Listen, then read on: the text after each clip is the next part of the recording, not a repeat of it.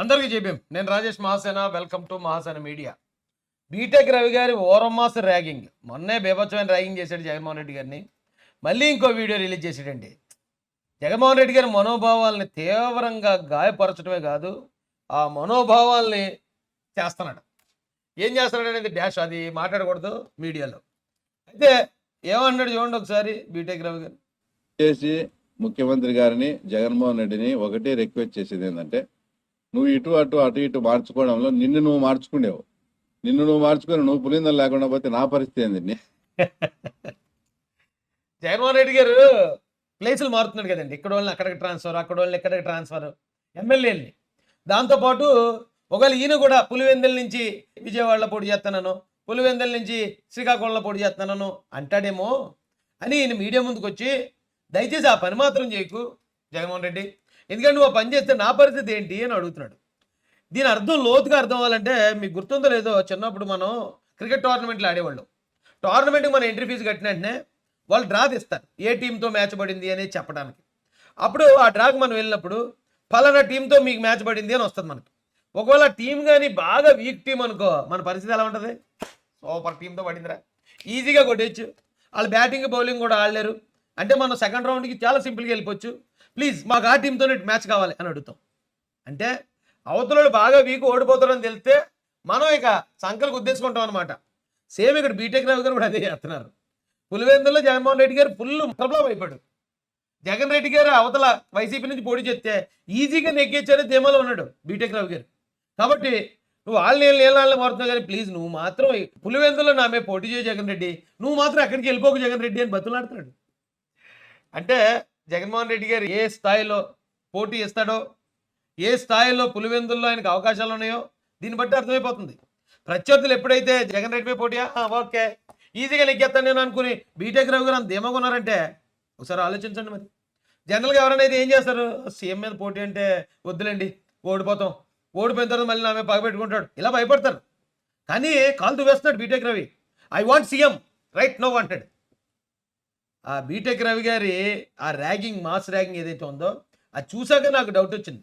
ఒకవేళ జగన్ రెడ్డి గారు నిజంగానే పులివెందుల్లో ఓడిపోతున్నానని తెలుసుకుని ఆయనే మారిపోతే అందరికీ డౌట్ వచ్చేది. కాబట్టి వాళ్ళని ఎక్కడికి వీళ్ళని అక్కడికి మార్చేసి, సో వాళ్ళందరే మారుతున్నాను కాబట్టి నేను కూడా మారుతున్నాను అని కవరింగ్ ఆఫ్ ఇండియా చేస్తూ ఈయన పులివెందుల నుంచి కానీ ఎక్కడికైనా జంప్ ఇచ్చేస్తున్నాడా అని కూడా డౌట్ వస్తుందండి నాకు.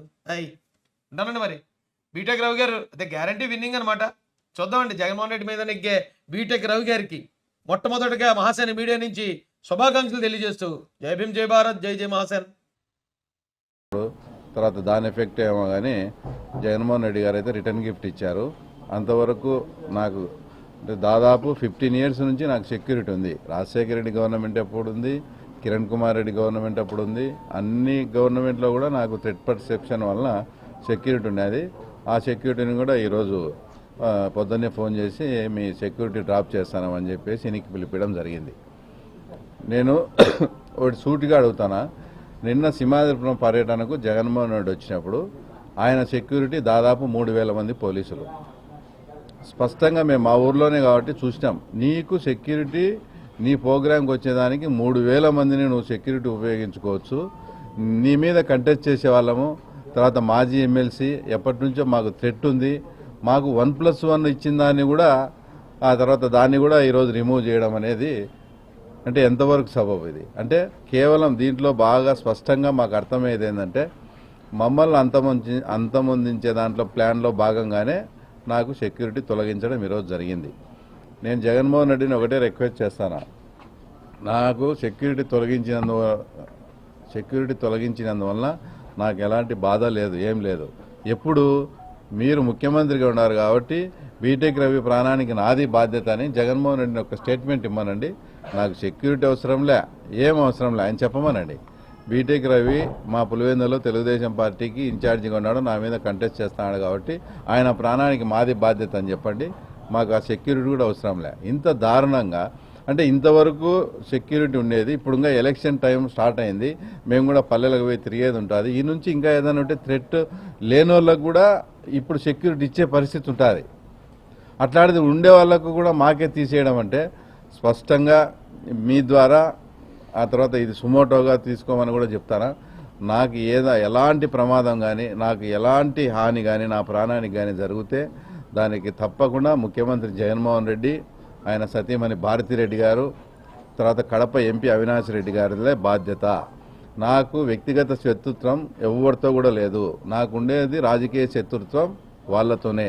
కాబట్టి ఈ మూమెంట్లో, ఈ ఎలక్షన్ అంటే ఇంకో 2-3 నెలల్లో ఎలక్షన్ జరుగుతుందనే మూమెంట్లో ఈరోజు వచ్చి వాళ్ళు సెక్యూరిటీని డ్రాప్ చేసినారంటే వాళ్ళు వ్యూహాత్మకంగా పద్ధతి ప్రకారం మమ్మల్ని ఏదో చేసేదానికి అని మేము స్పష్టంగా చెప్పదలుచుకునే మాకు అర్థమవుతుంది. లేదంటే ఇప్పుడు తర్వాత మేము పల్లెల్లో కూడా తిరుగుతున్నాము, ఈ మధ్య అంతా కూడా ప్రచారం చేస్తున్నాము. సెక్యూరిటీని విత్డ్రా చేస్తే ఏమన్నా ఇంట్లో కూర్చుంటారని ఏమన్నా అనుకున్నారేమో. మేమేమన్నా ఇంట్లో కూర్చుండే టైపా? సెక్యూరిటీ ఉన్నా లేకపోయినా ఖచ్చితంగా మేము ప్రజల్లోనే తిరుగుతాము, తర్వాత ప్రజలతోనే మమేకమై ఉంటాము, మా ప్రికాషన్స్లో మేము ఉంటాము. కాబట్టి మీరు దానిలను కూడా ఇప్పుడు వస్తుంటే ఇప్పుడు మాకు సెక్యూరిటీ తీసేసినారు. ఆ తర్వాత మన కేసులో ఒల్లూరు స్టేషన్లో ప్రతి ఆదివారం పోయి సంతకం పెట్టాలి. అది స్పష్టంగా అందరికీ అంటే ముందే డిక్లేర్డ్ ప్రోగ్రామ్. ఆదివారం పొద్దున 10 నుంచి మధ్యాహ్నం 12 లోపల పోయి సంతకం పెట్టాలి. అది అందరికీ తెలుసు. సెక్యూరిటీ తీసేసినారు. మేము ఒకవేళ కాన్వాయ్తో కానీ 4-5 వెహికల్స్తో కాన్వాయ్తో కానీ వస్తే ఇంతమంది ఎందుకు నీకు వెనకబడి మీ ఇన్ని కాన్వాయ్ అని మేము అబ్జెక్షన్ చెప్తామంటారు. ఒక వెహికల్ పంపిస్తారు. అంటే దాని అర్థం ఏమని? ఖచ్చితంగా వాళ్ళ దగ్గర ఏదో ప్లానింగ్ ఉంది, మమ్మల్ని ఏదో చేయాలని. కాబట్టి ఇదే సుమోటోగా తీసుకొని హైకోర్టు కూడా మేము అప్లై చేస్తున్నాం. మాకు ఏది జరిగినా కూడా జగన్మోహన్ రెడ్డి, భారతిరెడ్డి, అవినాష్ రెడ్డిదే 100% బాధ్యత. నాకేమైనా పొరపాటున రేపొద్దున ఏమైనా జరిగినా కూడా ఆ తర్వాత దీన్నే సుమోటోగా తీసుకోవాలని కూడా మీ ద్వారా అందరికీ కూడా చేస్తాను. తర్వాత ఇంకో విషయం ఏంటంటే, మొన్న సింహాద్రిపానికి వచ్చి మా మండలంలో ఏదో ఓపెనింగ్లు అవి ఇవి ఆయన చేసిన ఓపెనింగ్లు ఏంటంటే, పాత పోలీస్ స్టేషన్ పడగొట్టి కొత్త పోలీస్ స్టేషన్ కట్టినాడు. పాత ఎండిఓ ఆఫీస్ పడగొట్టి కొత్త ఎండిఓ ఆఫీస్ కట్టినాడు. పాత ఎంఆర్ఓ ఆఫీస్ పడగొట్టి కొత్త ఎంఆర్ఓ ఆఫీస్ కట్టినాడు. ఆయన ఓపెనింగ్ చేసింది ఇయే. ఏదన్నా కానీ పైడిపాలెంలో నీళ్లున్నాయి, గండికోట్లో నీళ్లున్నాయి, దాని ఫీల్డ్ ఛానల్స్ లేవు, ఇంకోటి లేవు. ఏదన్నా పులివెందుల కాన్స్టిట్యున్సీకి 1 ఎకరాకి ఏదన్నా అదనంగా నీళ్లు ఇచ్చి దాని శంకుస్థాపన దానికి వచ్చాడంటే దానికి ఏదన్నా అర్థం ఉంది. ఆ ఉండే బిల్డింగ్లను పడగొట్టడం ఎవరు చెప్పిరి? మళ్ళా దానికి 4-5 కోట్లు ఖర్చు పెట్టడం ఎవరు చెప్పిరి? అసలు మీరు వింటే ఆశ్చర్యపోతారు. 4-5 కోట్లు ఖర్చు పెట్టి శంకుస్థాపన చేస్తే ఆయన పర్యటన ఖర్చు వచ్చేసి 3 కోట్లు. అంటే హెలిప్యాడ్లు వచ్చినందుకు 3,000 మంది పోలీసు వాళ్ళకు భోజనాలంట, అవంట ఇవంట. దీని ఖర్చు అంటే మామూలుగా పాత సామెత తర్వాత పాత సామెత చూడు, పావలా కోడికి 30 మసాలా అని. ఆ రకంగా ఏందేందో వచ్చినాడు.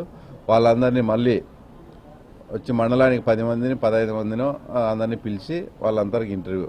వాళ్ళకేంది మళ్ళీ జాయింట్ కలెక్టర్ ముందు రోజు సాయంత్రమే పిలిచి మీరు ఎవరు కూడా సమస్యలు చెప్పొద్దండి, సమస్యలు ఏదనంటే మాకు చెప్పండి, ముఖ్యమంత్రి దగ్గర అంతా కూడా బాగుంది, ఫీల్ గుడ్ అనిపించాలని మళ్ళీ వాళ్ళకు సపరేట్ క్లాసులు పెట్టుకోవడం కూడా జరిగింది.